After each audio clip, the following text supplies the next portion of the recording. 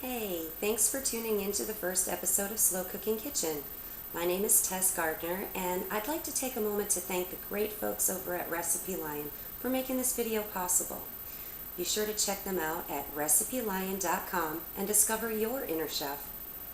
Today, I'd like to share with you one of my family's favorite recipes, pumpkin fudge.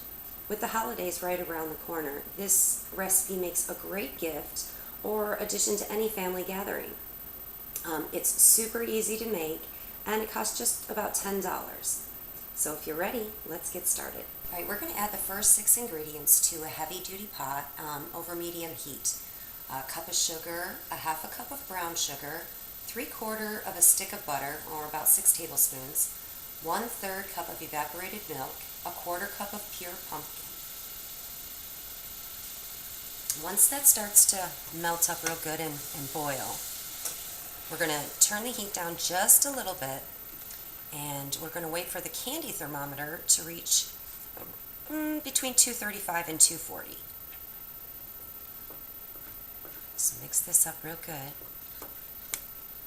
So if you're using pumpkin spice, it's about a tablespoon, but I'm just going to put a little bit in here. So a little bit of nutmeg. A little bit of cinnamon, and just the tiniest pinch of clove.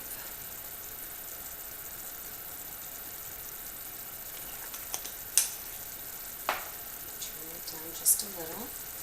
Keep stirring it until that butter is completely melted. While you're waiting for that, we can take a 9 by 9 inch casserole dish or pan of some kind and butter it and put a lining of wax paper on it and butter it again. The butter on the bottom helps keep the wax paper in place, and the butter on the top helps to keep the fudge, once we put it in there, from sticking. Okay, well, we've reached the softball stage of the candy making, and now we're going to add the very final ingredients, which we have to stir in very quickly. A cup of white chocolate morsels,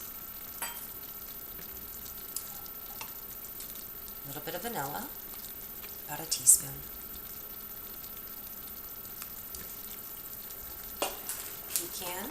crushed pecans, about a half cup, and a half or 3.5 ounces of marshmallow cream.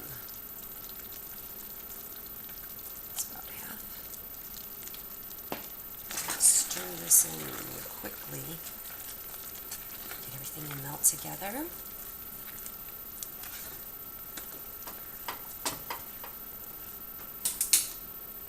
Let's go ahead and put that in.